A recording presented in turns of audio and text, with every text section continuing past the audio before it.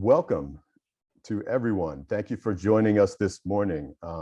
I'm going to turn it over to Gabriel Cortez. He is an Afro-Panamanian spoken word poet and teaching artist. He is the director of programs at Youth Speaks.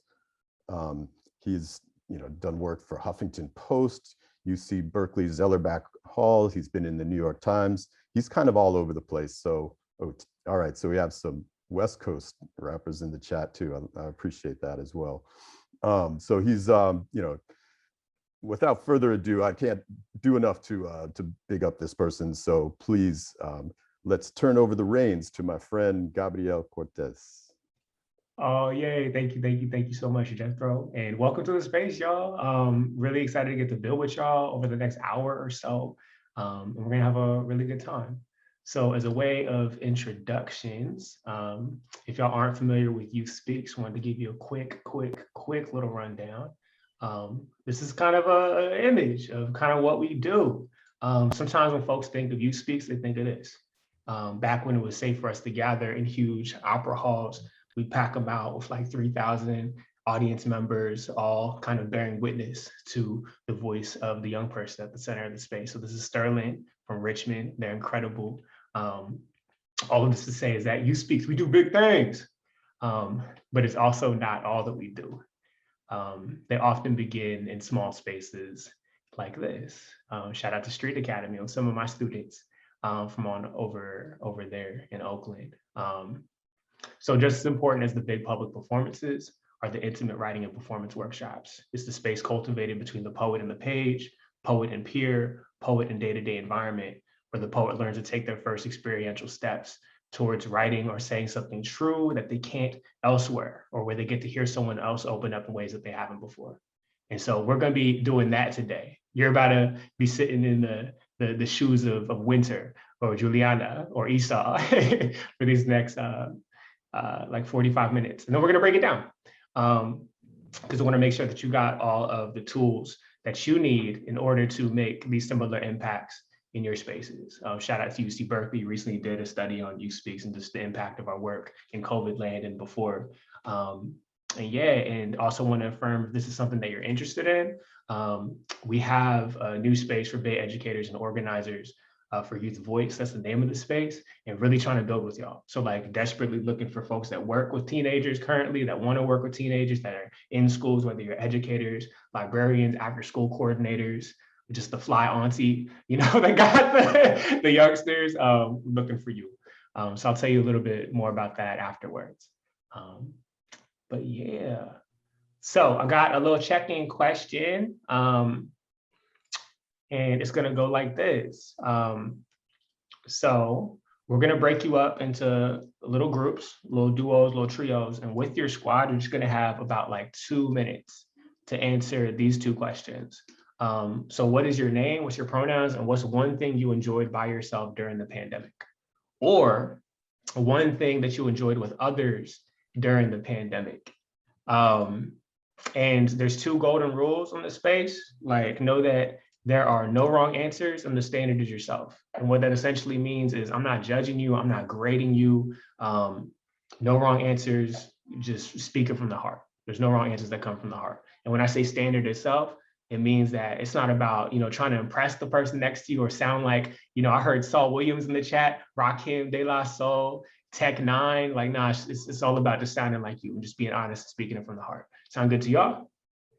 Cool. So Jethro, if you could please split my peoples up into these duos, and I'll see y'all in a couple minutes. Okay.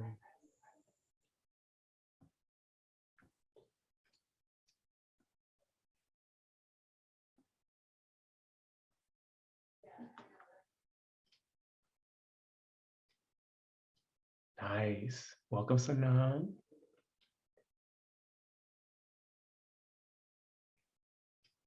Cool.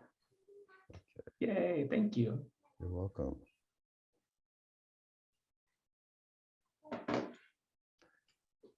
And I split up Sanam and her boyfriend, so. Great work, thank you. Way to have that insider knowledge too. Yeah. Oh, good work. Cool, cool. So And we're just for keeping the track in just 2 minutes. So yeah, I get 10:25. We'll be back. Yep.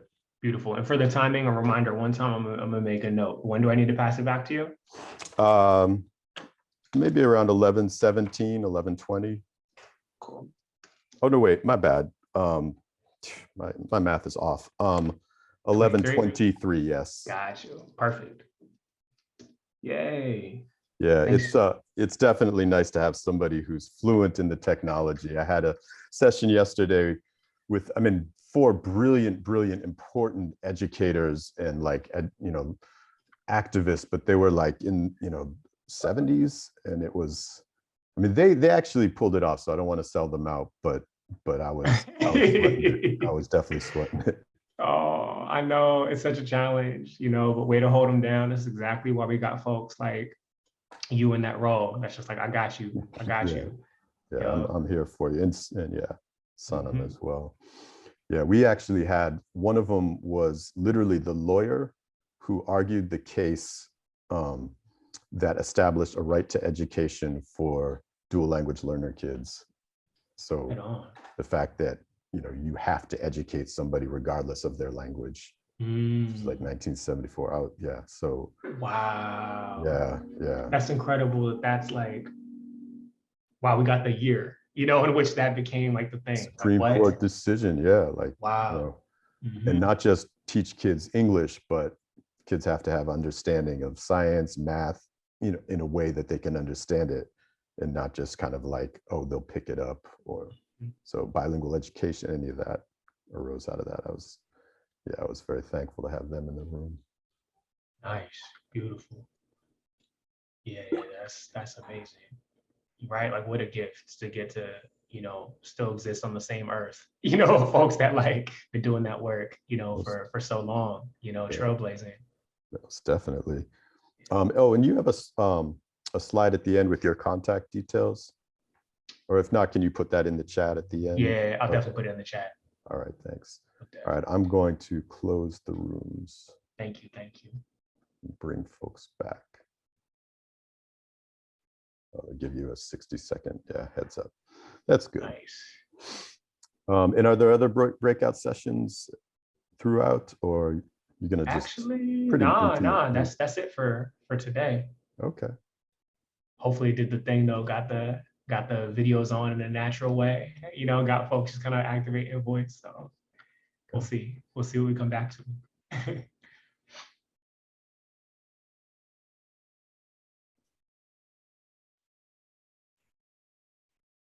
And yeah, I got you as far as anything to be thrown into the chat. Thank you. Thank you.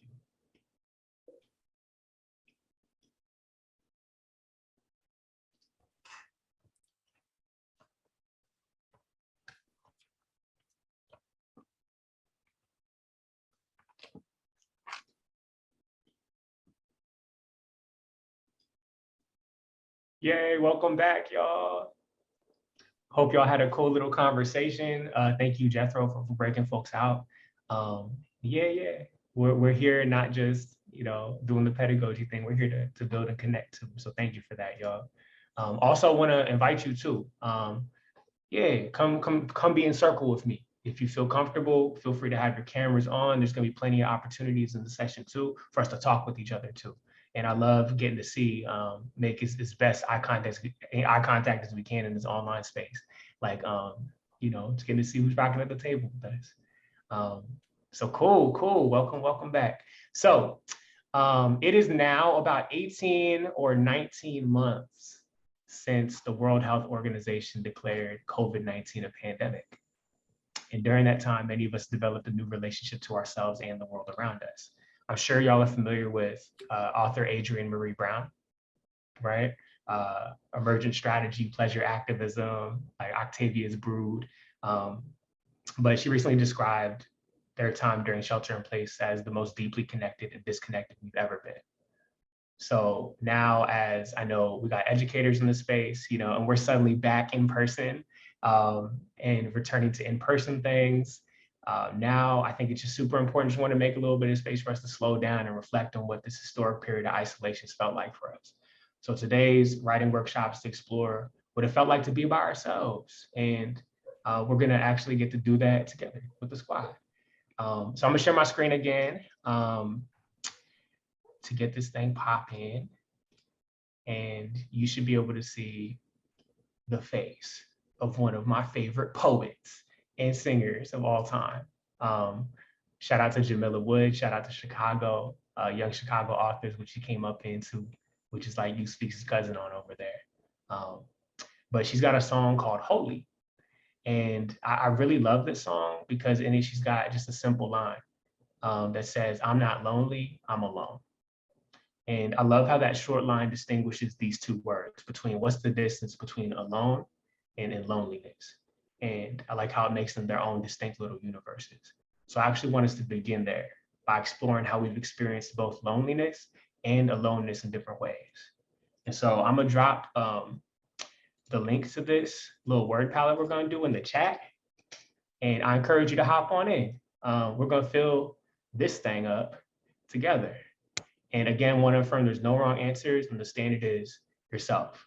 So for alone, let's just start with alone. In fact, ignore these other ones. I'm gonna make them invisible for now, so you don't even mind them. We're just gonna focus on alone. And when I say alone, I want to know, when are you alone, but you're not lonely? What are things, do you feel like, are they better by yourself?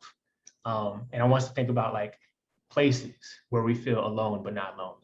Think of people that come to mind, think of objects, and feel free to drop it in the chat and to speak them out loud.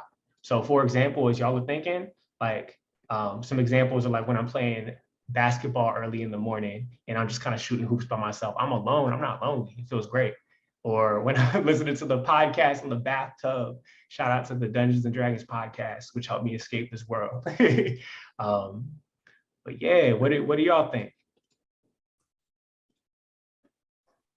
I see you, Naj. I second the bathroom. I think it's definitely a sanctuary, whether you're showering or you're anointing yourself or you're giving yourself a pep talk in the mirror. I think that's definitely a space where you are, in your thoughts. Yes, beautiful, thank you. I see ball wall at the playground before anyone else is there. Come on. Yes, getting nice with the skills. I see walking and hiking with the dog. Absolutely. What kind of dogs are we talking about? What kind of puppies we got kicking it with us? We've got a pit cattle dog mix who's pretty fun to be around, if you ask me. Oh, you said it's a cattle dog? She's pit and cat. Well, I guess she's not cattle dog. She's mostly pit. Got you. I recently did her DNA test and she's not cattle dog, but I'm so used to saying that. I just say it. But a pit mix, yeah. It's muscle memory at this point. Yeah, huh? right? Beautiful. I see hill walks, listening to music. I see commuting to work. Absolutely. I see headphones on, walking the dog on Bay Shore. Absolutely. What you listening to in them headphones though? I gotta know. Dance hall, mostly 90s dance hall. Hey, come on. Yeah. We got Shaggy. I mean, is Shaggy 90s? Shaggy's too mainstream. Yes, he is, but Okay. like Super Cat, maybe Super we're Cat. feeling out a little bit more. Yeah. Okay, I see sitting in the car before going into the house or work. That sacred space, right? Like let me just chill. I made it, I've arrived, like let me just enjoy this. Yes. Coffee in the morning before work starts. I see the double affirmation of coffee. Yes. So what kind of roasts? Like as a non-coffee drinker, I'm like, that's what folks like to talk about, right? Like Your kind amazes me, let me say, because I would be lost. Oh man. Yo, I'll tell you, like, I can't do it. Like I'll have coffee in the morning and then I'll be like up, late at night. Like I'm like, dang, like I had it at like 9. What's going on? I wish I had coffee and then at like 2 p.m. I'm like, what happened to the coffee? Why is it gone? Oh man. Hold on. Shout out. Listening to Donna Summers, Whitney Houston, When If It's the Social Club. There you go. Come on. I see sitting in the car listening to the radio before heading back to my home with my partner. Yes, absolutely. With the slappers, absolutely. So this is good. We made it to the bottom of the thing. And I'm sure that we could keep going all day, but thank you for this. I'm gonna read it back. I asked y'all about moments where you feel alone, but you're not lonely. You said, yeah, the shower, the bathroom, sanctuary, anointment, some words that were describing that. Pep talk in the mirror, ball walk, the playground before anyone else is there, walking and hiking with the dog, the mostly pit, the hill walks, listening to music, commuting to work, headphones on, walking the dog. We love the dogs. On Bayshore, 90s dance hall, super cat, sitting in the car before going into the house or work, coffee in the morning before work starts, sitting in the car. Yo, we are car-centric people. For 5 minutes before going into the office, when I used to do that, listening to Donna Summers, Whitney Houston, Buena Vista Social Club, sitting in the car, listening to the radio before heading back to my home with my partner. Y'all, like I need to have some car poems. Y'all, I need some odes to the pit, to the mostly pit. This is good. This is good. So cool. Let's go on over to the next column. Y'all getting the rhythm. So for this one, now let's unpack similarly the word lonely. You know, so what are some words that come to mind when you think of lonely? When are you lonely? This could be when you're alone or not when you're alone. Maybe we're with a bunch of peoples and we're feeling lonely. But you know, again, focus on locations, people, objects, you know, the nouns that come to mind. For example, I know that I feel lonely in the airport. It's just something about that kind of like that big kind of movement, whether I'm like returning to a place or like leaving. Also feeling lonely. Oh man, like, you know, when you spend every day, especially this last year, like with somebody, like pandemic life with your partner. And then I was devastated when she left to leave, like to go visit family. It messed me up. I was like, I'm like, is this what everyone's been experiencing, this kind of loneliness? But yes. So when do you feel lonely? And again, there's no wrong answers. The standard is yourself.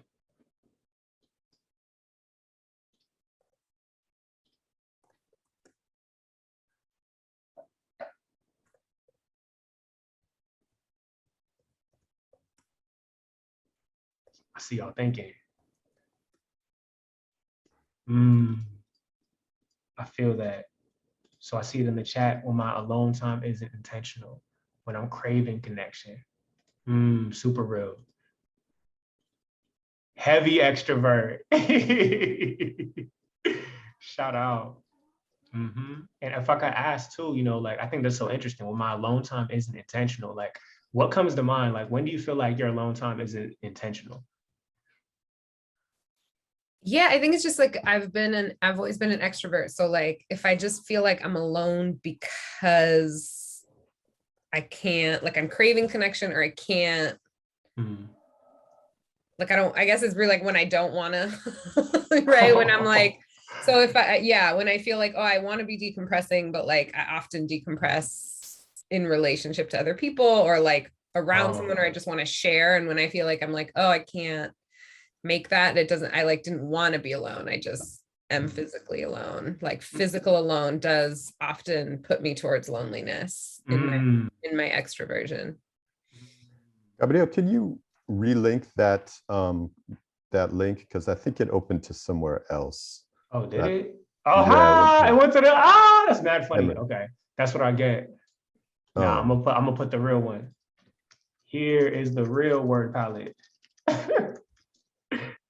My fault. And I see it in the chat. Here we go. And welcome. I think we just had somebody, might have just hopped into the space. Someone just hopped in. Yeah. Nice, beautiful. Welcome. You came just in time. What we're doing right now, we're filling in this column of lonely. So when do you feel lonely? What are words that come to mind when you think of lonely? And I see, thank you, Chris. I'm catching up to the chat. So I see when you experience loss in some way, absolutely. And I see never stopped going to work, but was the only one at the school for 6 months. Ooh, a whole school building to the self. Wow, that's a trip. I'm sure that can feel haunting in a way too. I see in a social situation, I'm feeling awkward talking to people I like, or trying to be understood amongst others I don't. For real, right? I see feeling alone in large meetings when I'm not feeling grounded. I see when you're in a shared space and your voice isn't heard and you're not seen. I see the affirmation arrows. Yup. Yes. I see lonely living in another country without full fluency. For real. I see when I'm not connecting with those around me, Oh, I hear it right here. Experiencing otherness. Beautiful. Thank you so much, y'all, for so generously filling this board in. Any last thoughts on what comes to mind when you think of lonely? Going once, going twice. Excellent. This is great. Thank you, y'all. Snap it up for y'all. So let's go ahead and go on over. We're going to change it up a little bit. We're going to change it up a tiny bit because the next category is animals. Yay. So this is a specific prompt though. So if lonely or alone were an animal, what do you feel like it would be? So what are animals that come to mind when you're like, that's a lonely ass animal? Or if lonely were represented by an animal, what would that animal be? And again, there's no wrong answers. Yo, I saw Eeyore. How do you spell Eeyore? That's why I said it. I don't know how to spell it. Eeyore. Eeyore. Oh, there it is. Got the Y in the middle. That's what it is. That must be it. Shout out to Eeyore. Yes. Is this an alternate spelling? Is that also Eeyore? No, that was a joke. That was a joke. I'm gonna keep it on there anyways. Oh, turtle. Thank you, Anonymous Cheetah. I appreciate you. A giant turtle, for real. I'm like the last of my kind, yo. Like, I see a female turkey in our neighborhood who's outside her flock. Wow. What does it mean to be outside your flock? As like a hypothetical question, but I'm also curious. I'm like, what? A bird can be outside its flock? Separated from its people. Yeah, I think she's injured and she's always alone, right? And she's injured. So the neighborhood's very attentive to her, but I think we all empathize. For real, seeing self, in the turkey that's a little wounded, needing a little community care. I see sloth, but like I'm alone, but not lonely. I feel it. Yeah. So like shout out to the alone sloth, just chilling, taking his time. Like I'm good. Don't worry about me. We got street dogs or cats. I see the human race in the reminder in brackets that we're animals. For real, but that's interesting, the human race, like us as a whole, and the collective loneliness. What are some more animals that come to mind? And first animals that pop into mind too.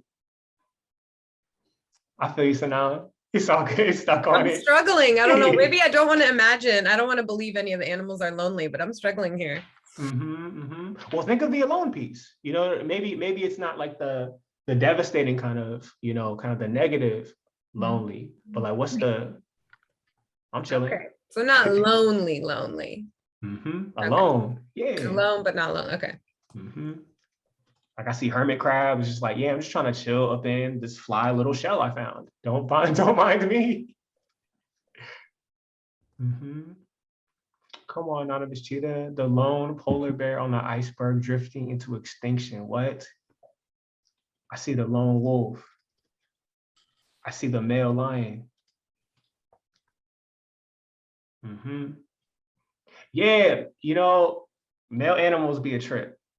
Like I think even for elephants, like there comes like a point where it's just like, I gotta do my bachelor thing. They break off because they're wild, because they're just a hot mess. And just like, I'm gonna just be over here, as a necessity. I feel that. The polar bear though. Cool. This is the excellent list, y'all. I'm gonna run it back really quick. Animals that y'all said. You said Eeyore. Bjorn, I don't know the joke, but I like it. I'm glad it's here. Bye, Jorn, LOL. Giant turkey. We have a female turkey in our neighborhood who's outside our flock. Sloth on the alone tip. Street dogs or cats, the human race. We are animals. The lone polar bear and the iceberg drifting into extinction. That's a whole bar, yo. It's the saddest bar I've ever heard. Hermit crab, lone wolf, the male lion. Thank you. And I'm sure there's more we can put down. If you want to put more, feel free to drop them in. So for this last little column, I want us to look at the animals that we conjured over here, right? And what are verbs that you associate with these animals? So actions that come to mind. You know, like we didn't put snake here, but I'm gonna put snake here, right? And when I think of snake, a verb that comes to mind is slither, right? Or slither roll. Or like to unhook its jaw, right? Okay, so I see snap, creeping, slow moving,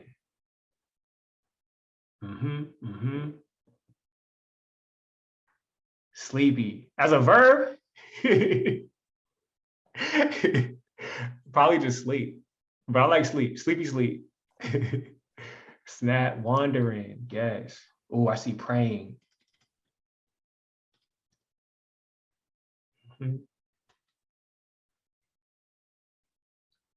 Stalking.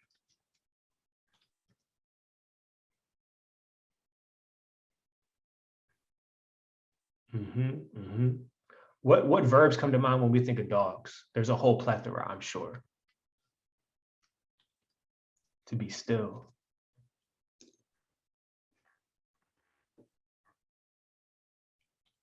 Yeah, sniff. Scavenge.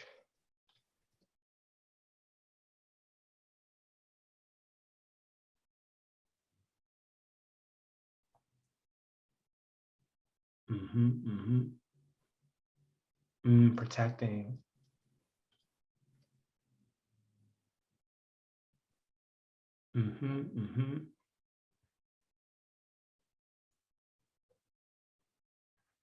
What are some other ones?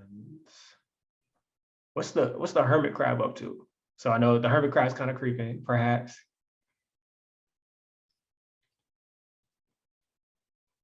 Creating. Yo, we gotta put the beaver down. The beaver is creating, building a whole dam. Oh, shed.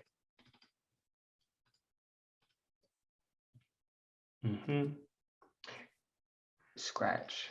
Something poets love to do too, especially where it's just like we love turning nouns into verbs, right? So like an example might be like to shield something, you know, or like, yeah. This is good. This is really good. I'm gonna run it back. So I asked y'all about animal verbs. Y'all said slither, sleep, snap, paint, protect, slow moving, sniff, wander, scavenge, prey, stalk, creep, still, retreat, create, ing, shed, and scratch. Can we snap it up for this board we filled up, y'all? Like that's just how I love to show love. This is excellent. So we're gonna come back to this board. But this is a lot of really great materials that we just created. So thank you for this. A quick little shift. I know we got some educators in the space here. Y'all might know. Does anybody, so y'all know, like, how would you define the word personification? Y'all remember that one? Personification? To give something human-like qualities. Absolutely, absolutely. So it's to give something specifically, something that's non-human, human-like quality. So it might be like an object, animal, an event. So I'm gonna drop that on the vocab tip. Boom. And so that's tight. I was recently put on to a word that's similar to personification, and it's called zoomorphism. And so zoomorphism is to give something that is not an animal, like an object, or I mean humans, no, like, but they are animals too. But like you feel me with what I'm saying, or invent animal-like qualities and characteristics. Shout out to Zootopia.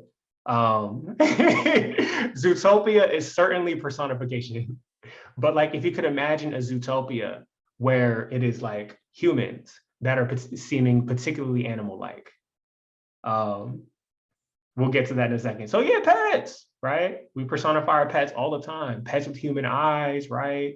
Like, oh, they're talking to me. No, they're not. And I was like, they probably are. We develop our own language with the living beings around us. But why I think personification and zoomorphism are dope is they let us explore things that are often hard to pin down, like emotions, they're a way of giving something, or they can be a way of giving something a body that doesn't necessarily, we don't always think of as having a body. So let's look back at our palette for what this might look like. Like, what if we actually removed all of these animals and instead did something like, yo, my lonely slithers, my lonely snaps, or my aloneness, it pants on the back of my neck, or my aloneness is stalking in the room next door, right?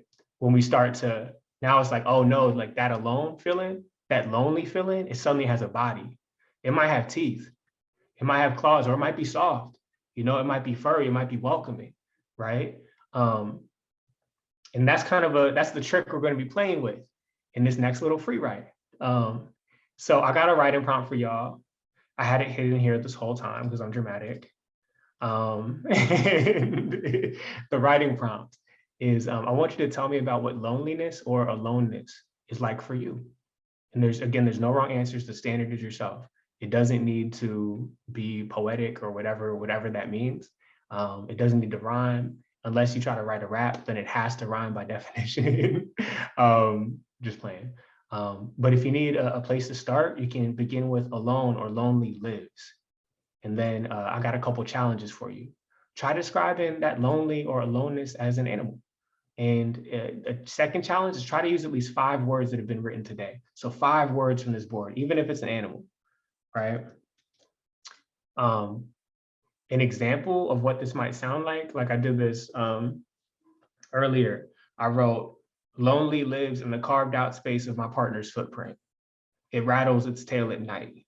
It slithers beside me in the bed, preparing to swallow me whole. Before I know it, 2 whole weeks lost between its teeth.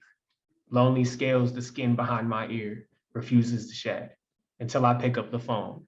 Then the world forgets how to hiss. I bite my split tongue. I tell you how much I miss you.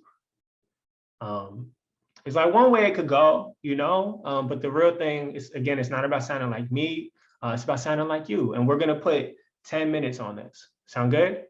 And for these 10 minutes, I encourage you to free write. So what that means is try to put pen to page, put finger to keyboard, try to go nonstop. Don't edit yourself. Don't worry about grammar or spelling, just let it flow. Sound good?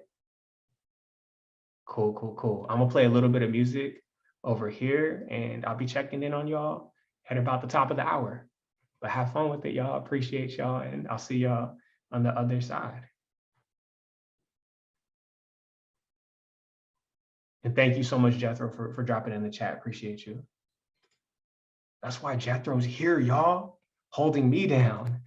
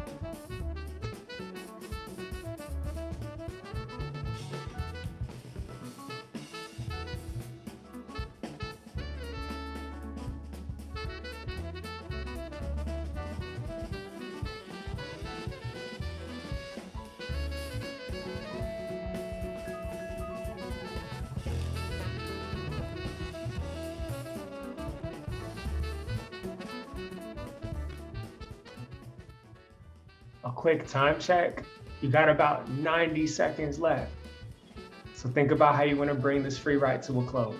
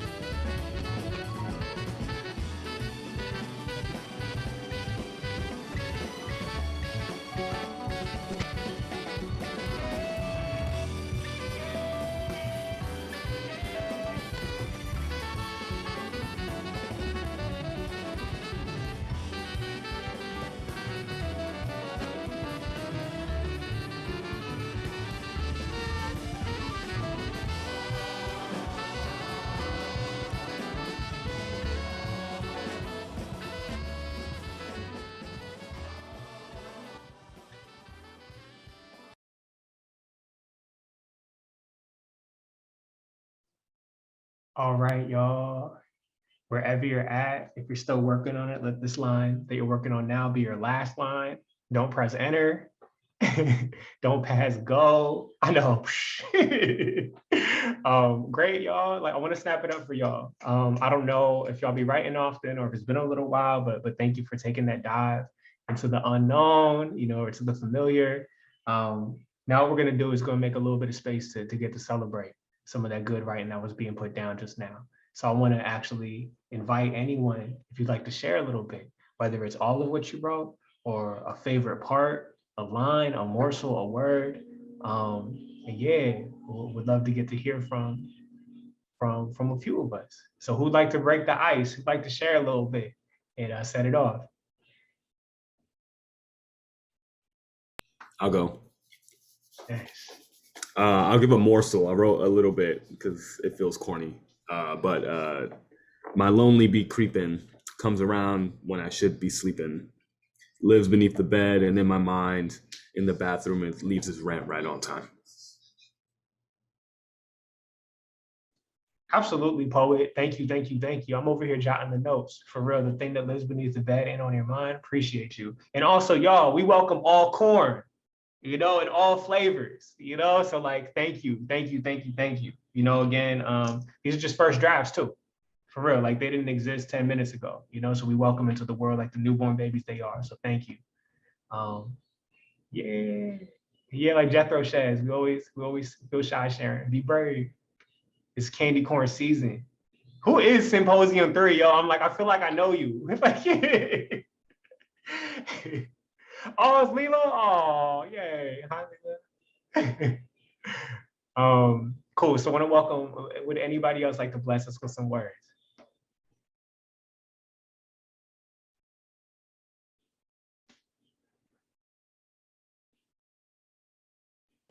I'll give it a try. It's totally just a morsel. It's been a really long time. And I know Sanam is an extrovert. I'm an introvert, but hey, this is the space to try it out. So thank you. And I also can barely read my own handwriting, so forgive me.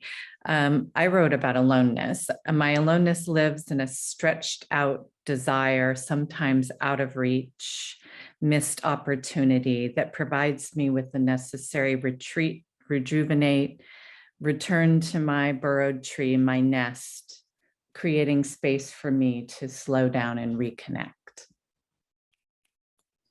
Oh yes, we snapping it up for you, poet. Come on, come on. We see the bars. absolutely. And yes to the slow down breath and reconnecting. Yeah, I wish all of us that this weekend, especially. Thank you, thank you. And I saw Nas, I saw you unmute. Did you want to bless us with some words? Oh, I was snapping, but I was also going to type in return to my burrowed nest. I like that line. That's right. That was as close to an animal as I could have felt her up, but that was my shot at it. Thanks. And it was excellent. It was beautiful. There's much, I think, that comes through in the subtlety too. So yes, thank you. Maybe one more person want to share a little bit. I can share. Oh, okay. So I see we got Leela and then we got Nas after Leela. Let's clap it up for Leela, y'all. Yay. All right, let's see. In the cave of my ancestors, safe, protected from the outside, this shelter is a balm to my worn out soul, tired of wandering and scavenging for new ways to exist. My place of solace, this cave, I find time to lick my wounds from years of seasons without hibernation. Where does the unhoused in me go? Yeah, y'all. Okay. Last line though, where does the unhoused in me go? I'm gonna be sitting on that one for a bit. Thank you, Leela. So I know Leela too, and I have not heard enough of her writing. So yay, this is super exciting. And let's keep that love going. We snap it up for Nas. Go ahead, bless us with some words, Nas. Okay. Lonely lives in the kitty corners and kitchens. Oh, man. Lonely lives in the kitty corners and kitchen around the house, rolling in and out of the room, scratching at the walls, sending echoes down the hall and all throughout the floorboards. Lonely is when the stove is off, no food, no laughter, no love. Lonely sits on the porch in absence of talks and human presence. Lonely is when the couch forgets its purpose, when the stop horsing around and fix yourself a plate are nowhere to be heard. Lonely is when Aunt Luttie's safe haven of a house is cleaned out, set up and sold on the market to a cookie cutter family unsuspecting of the 5 generations of stories in the walls. Wow. 5 generations of stories on the walls. Come on, yo. We snap it up for the poet. Thank you. And also, I'm like, so now no pressure either, but if you'd like to go, the stage is yours with no pressure either. No pressure. I'm gonna pass. People heard me yesterday. Oh yeah? Nice. Not doing this. Yesterday was my comfort zone. I'm gonna step out of this one. Yay, beautiful. Well, let's snap it up for everyone that shared.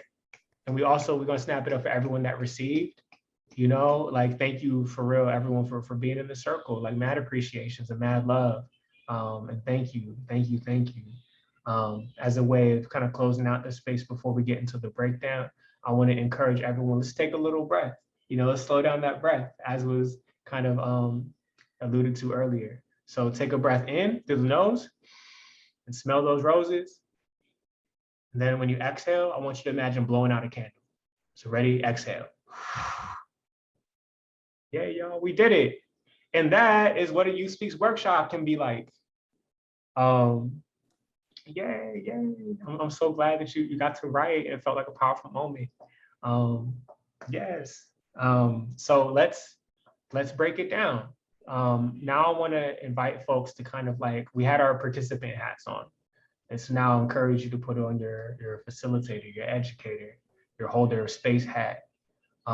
Yay, always a joy to be in the space with you too. I can't wait to give you a big old hug when I'm able to. So yay, as a way of kind of putting on our participant or our facilitator hats, I want to invite you to help me fill in this Jamboard. And I'm gonna share my screen. And as we do that, I also want to invite folks, if you'd like to vocalize any things that you notice, that's what this space is trying to capture. Just things that you peeped in terms of okay, word, I saw a little move there. I might incorporate that into the repertoire, as it relates to, just the flow of the workshop, whether you notice something about the introduction or the word palette or the vocabulary thing or the writing prompt or the sharing, or also if it's I noticed something that isn't any of these things, feel free to hit up that second page too. And how you can do that, they got these little sticky notes where you can put a blah de blah, And then you can place it wherever you see fit. And it's right over here. So feel free to take a couple minutes to hit that up too. And also if you'd like to unmute to vocalize what comes to mind, let's do it now. So what did you notice? What are questions that come to mind? What are props you want to give the facilitator?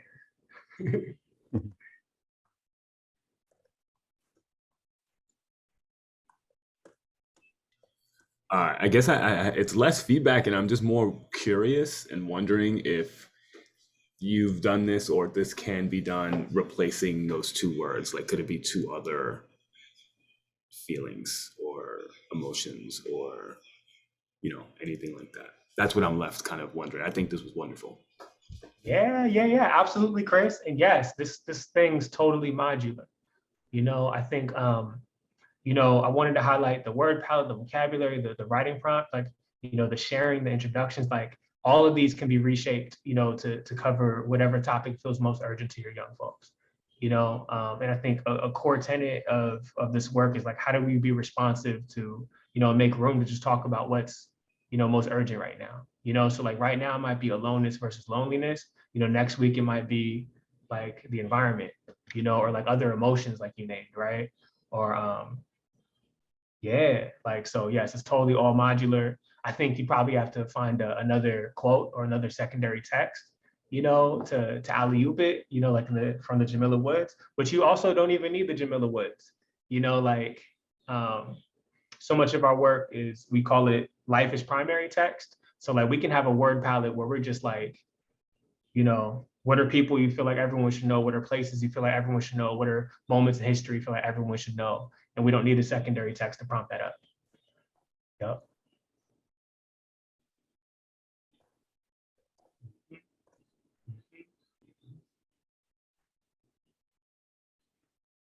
And sometimes the word palette can be handy to like kind of peel apart words that feel close in association. You could think of it even like a Venn diagram. If y'all familiar with the Instagram page Venn diagrams, I really love that one. Where it's like, these are two true things, that seem like they're conflicting, but where's the overlap in them? And so lonely versus alone, love versus lust. How are you distinguishing word palette from vocabulary? Ooh, great question. So, right, probably an arbitrary distinction, because in doing the word palette, we are defining together, right? And that's like a part of the point, where it's just like, yeah, like I asked you about loneliness. How do you put it in your words? And that's the of primary importance to us.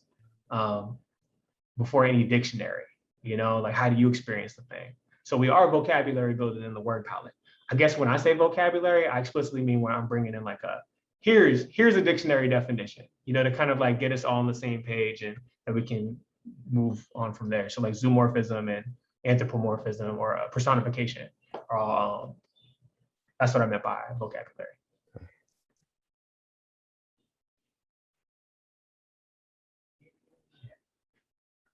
I see some things getting posted. So breaking into groups of dyads, triads to break the ice, yup. Thinking of relevant other topics like anime, yes. Sandwich combos, TikTok moves, yes. Exactly. Could be there in place of animals and adjectives for aloneness, yup. Ways to get hooked into the workshop right away, absolutely. Engage in prompt that everyone can relate to, but don't always express or explore. I noticed there was an ease in the invitation to share out, vulnerability supported, absolutely. And so much of like, yeah, y'all know the social emotional learning is like, where are we making opportunities for choice, right? While also affirming, the sharing or even the writing, like each of these is a point of entry that might be the jam for our participants. Everyone might not be excited to share, but you might have a participant that's like, oh, sharing's my jam. I don't really like writing. So we'll always have folks that like, I just freestyle off top or just kind of speak it straight from the heart. And that's the point of the workshop too. If you got down one of these points of entry, then you did the thing. And if you didn't, then it's all good too. And yes, absolutely. We're cultivating not just the speaker, but also the listeners, right? How do we be in circle with each other? Mm-hmm. Accept all types of corn. as a way to lower the barrier to entry. You know, like, nah, don't even worry about being corny. Don't worry about spelling, grammar, you know, being fly. Just be honest and play with it, you know? Sometimes we can get in our minds of like, nah, it's what a poem's supposed to sound like. We have our own standards of excellence, and they can get in the way. They can be haters in the back of our minds. So it's like, how do we silence that censor? Yes, you do you. Absolutely. Yes, yes. Cool, cool, cool. So this is great. Yes, the music. Some things I want to point out about this workshop in particular. So on the trauma-informed facilitation tip, one thing I like about this workshop, you know, on the similar tip of like, you do you, right? Like, and how that could be cooked into the workshop is, you know, we're talking about loneliness and aloneness, you know, speaking in a moment that's still very much traumatic and defined by like these emotions and feelings, you know, like we're in a pandemic, y'all, we're still hella isolated, you know, we are dealing with the loss. And I think whenever kind of inviting young folks or whoever, you know, like into a space like this to like, if you want to explore that, it has to be a choice, right? It can't be I want you to tell me your most traumatic story or like you didn't do it right, because that's not what we're here for. You feel me? So as a facilitator, like when we're constructing these things, it's super important that we always allow for folks to go as deep as they want and still feel like they're 100%, you know, getting down with the thing. You know, we can keep it animals and bunnies all day. You know, we can keep it, you know, and that's perfect and that's fine. But if folks also want to go to that place of like, yeah, actually, I want to get into that, you know, kind of where the wound is actually a little more open, then you're not participating any more or less than everyone else. So just always giving folks an out. And that's why I like to use animals, you know, or like we got the lonely and the alone, you know, and all of that good stuff. And sometimes poetry as a medium can be like a way of going deeper, or also a way of protecting self too. We can play with wordplay, you know, and that could be like the level of depth we want to get to, you know. And yes, all these resources will be available afterwards.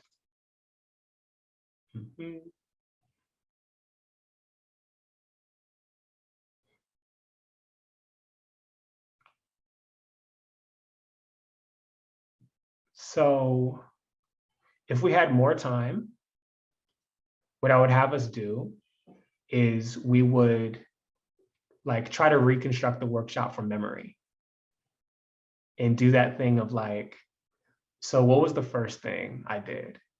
And then break down the, why do you think, you know, why, like, what was the purpose of that? You know, I don't quite think we have time for that. But I think I want to give y'all an option. We can do this one of two ways. I could go down kind of like piece by piece, like here's a move that I did, highlight it, let's talk about it. It'll feel more lecture-y. I don't know if we want that this morning. Or what we could do is we can make a little bit of space for Q&A. Do y'all have any leaning towards, you know, former or the latter?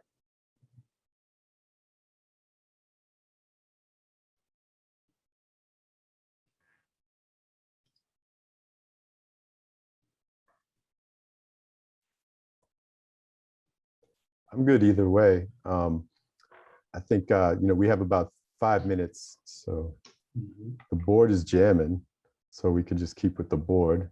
I feel like we all got shy all of a sudden after we're sharing such deep things. But yeah. Yeah, this board is getting filled up too. I'm also noticing it's a little back heavy. Like I'm curious, you know, like what are things you peeped around, or like things you noticed around like the word palette or the introduction?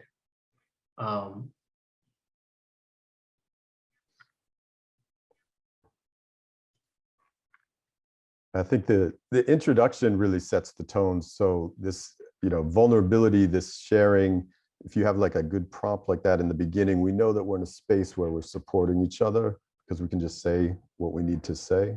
That's what I noticed. So I felt immediately like, you know, this wasn't going to be judgmental. So.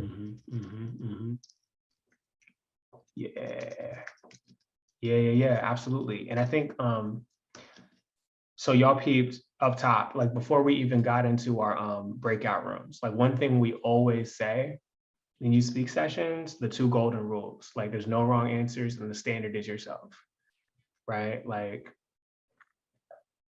even at the level of check-in question, you know, just like with our little breakout rooms. So hopefully encourage that, yeah, we're not gonna be judgmental. This is just a space to get free. And I see some, I like seeing the doc, so I knew you had a plan. Didn't necessarily know where it was going, which kept me curious. Right, thank you for that. And I know that there's different kind of perspectives on like, you know, and best practices around that too. It's like, should we have the agenda, you know, like up on the board and, you know, do that, or more of the, now I got you and we're gonna kind of rock through it together. I will say that for our participants that have done this for a while, they're like, oh no, they get the flow, right? For first time participants, it can be like exciting to like kind of guide folks into it. The word palette, the writing prompt, the share. But after a few sessions, that's when we start to identify like in our fading facilitation model, when folks are ready to hold it, where they're like, oh, I know what's coming next. It's the word palette, you know, or like, we're gonna start with a check-in. It's like, okay, tight, you got a check-in question for us? You know, or like, when folks start to, I know the writing prompts coming and they're starting to think of the lesson through that lens. And that's just encouraging them to like do that thing that poets do, which is just like walking through the world in a particular way, looking for inspiration. Yay. I wanted to add that for me, first of all, I couldn't figure out how to use the word palette. So thanks for just typing things in there. But I know for me, it helped because I've worked with Jethro before, and I saw Sanam yesterday, and then you're welcoming. So what I'm really saying is it's all about relationships and trusting and showing up to the invitation that you provided. And my work centers around supporting educators, supporting our youngest scholars. I'm in preschool programs. So I just think it's all about the relationships and the trust. And so how you're showing up gave space for how I showed up, and you met me where I was at. So I mean, and when I say you, I mean globally the group here. So thank you for that. Absolutely. Thank you so much for naming that. That's absolutely it. And just like, how do you build trust quickly, right? And yup, there's so many moves for that, whether it's, yeah, we got some agreements, or just modeling that as a facilitator, you know, and like kind of like arranging the rules of engagement. And then we're like building up towards ultimately the share at the end, where somebody wrote you, like y'all wrote something original. And it's like, I'm about to share this, right? But you already got so many opportunities to practice sharing throughout the workshop, whether it's just in the word palette discussing things, or in the chat, or in the check-in question. Like it's all building up towards that and just gradually building trust. Like, okay, I did that, and like, and Gabe held me down. Like, what if we try this? And okay, cool. Now the rest of the folks held me down. Now, perfect. That's it. It's fun. My only disappointment is I feel like I was waiting for you to, you know, give us a poem as well. So I don't know if you're doing that elsewhere in the session, but you know, I could just look you up online. I know you're out there. Yeah, you know, I wanted to give you a little taste, you know, that little like example before y'all shared. But if you do want to find my stuff, actually, it's time to give you a few links. If you ever want to check out my stuff, hit up GabrielMCortez.com. But also, more importantly, like the thing that I would love to enroll y'all in, that I'd love to welcome you back to, that Naz is already a part of. This space, Bay Area Educators and Organizers for Youth Voice. So it's a free professional development series that's all about putting folks on game. If you're interested in doing, like making a space at your schools or wherever you're working for teenagers. And the way to sign up is here. HTTP, boom, bit.ly, Old Speaks. to give folks the experience of what it's like to be a Youth Speaks participant, for the educators, for the librarians, for the after school coordinators, and for you to get the coaching you need so you can bring it back to your spaces. So we're trying to, for National Poetry Month in April, we're trying to have this big unified poetry festival, and we want as many schools possible to have a team. And this is how we're cultivating the educators to be ready for that too. So if you got a little inkling of interest, or if you know other folks that might be down, please send them the link, and I'll help run that space. It's twice a month, every first and third Wednesday. So it'll be this upcoming Wednesday, and it's a good time. Yes, please. Thank you.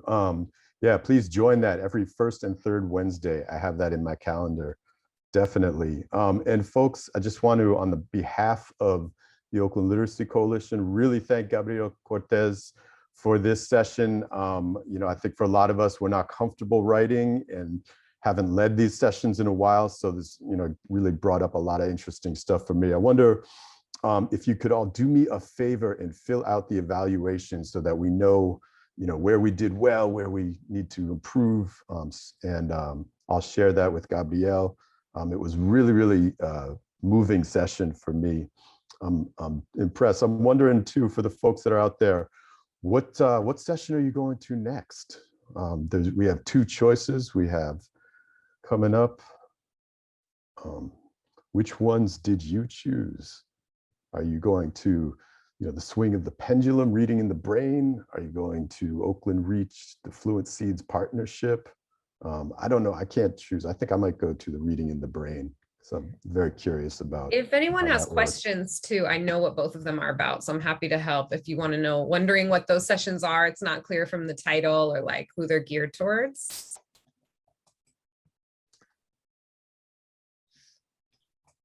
Yeah, we definitely. Gabriel asked this question, but I'm just kind of curious, like, are there any questions that still come up for you in what we've been doing today? Or like, where has this shown up in your work? Like, what, how can you bring this back to the work that you do?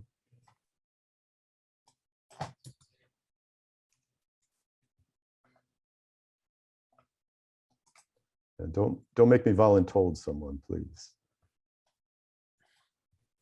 Oh no, Jethro's about to cold call some people. That's right.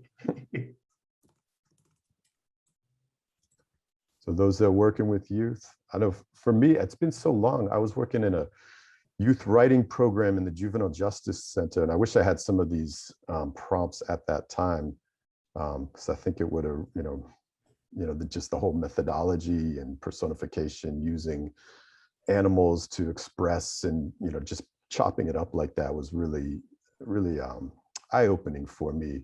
So my prompts were more like, just asking a question and then getting back and then digging, but this really dicing it up, I feel like it's a different way to get around some of the difficult things to talk about in some ways. I'm thinking about how this could translate in person. I'm sure, you were already doing this a couple years ago, in asking students to be vulnerable and to share parts of themselves. I teach a class called Identity and Ethnic Studies, which is all about understanding where you come from and where your heritage is from, and how that's contributed to where you're going. I teach at a private school called Urban in San Francisco. So just thinking, I think the framework and the prompt specifically really help to show more how I can get students to share more with each other. And since we'll be back in person, I'm wondering how I can best, make that space safe and productive for kids. Oh yes, I would love to chop it up with you about that. So like, please, like, let's be in touch, because that's our jam. Before we were doing the Zoom stuff, like, we had to figure out how do we freak it, like what are the different possibilities here. But now, like, our poet mentors are back in schools too, doing the thing. There's so much power in us actually being able to physically circle up and hit up that whiteboard, in small groups, and like just being able to feel each other's energy does so much more. That's like the usual place that space lives. So, yep. Let's connect. You know, I have to say, I attended, this is like dating myself, but many years ago with Mush, actually, Gabe, one of the educator PDs, and it was phenomenal to be in person. But I have to say, like, as we've transitioned into this virtual world, it is about the trust and relationship building, because it wasn't missed that this was that this was virtual. I didn't miss any of that connection. So I really appreciate you for just bringing all of that, though we're not together and we're not in person. So thank you.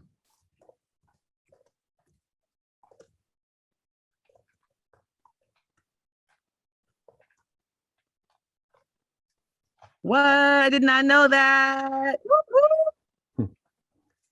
Yeah, we haven't made the official announcement yet, but sneak preview, burr, burr, burr. Mush is our new executive director. Nice.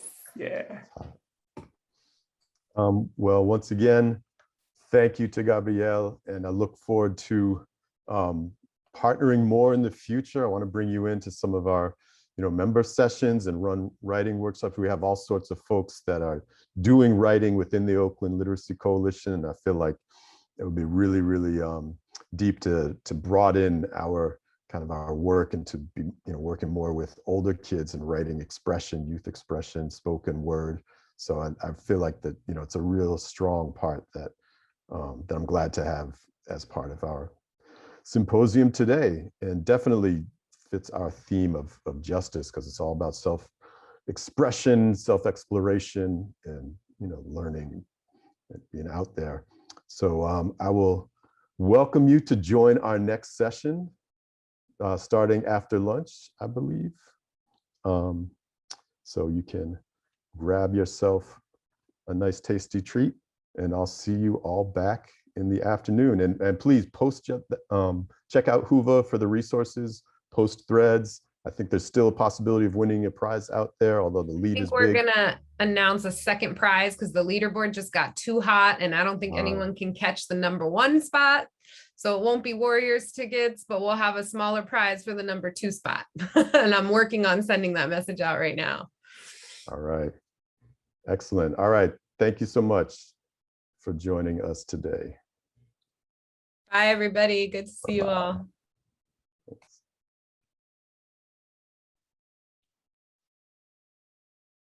All right. And then there were two.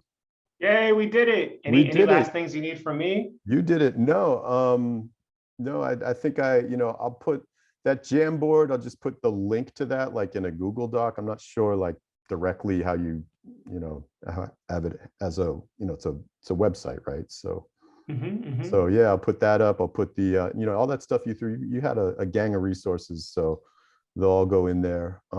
Thank you. And yeah, I mean, we're trying to expand to be not just about, early reading, which is a lot of the focus, and like preschool, but actually having more for adolescents and for older students who are in that writing phase. So you may be hearing from me another ask of like come join up and bring this, because that was fantastic. That made me wish I was a high school teacher again, to be honest. Oh, so, no, thank you for that. And yeah, looking forward to again being in touch, and please hit me up. Don't hesitate. Yes. No shyness in this place. Space. All right, take care. Thank you so much for everything. Thank you. I hope you have a great rest of your weekend. Yeah, you too, man. All right. Peace.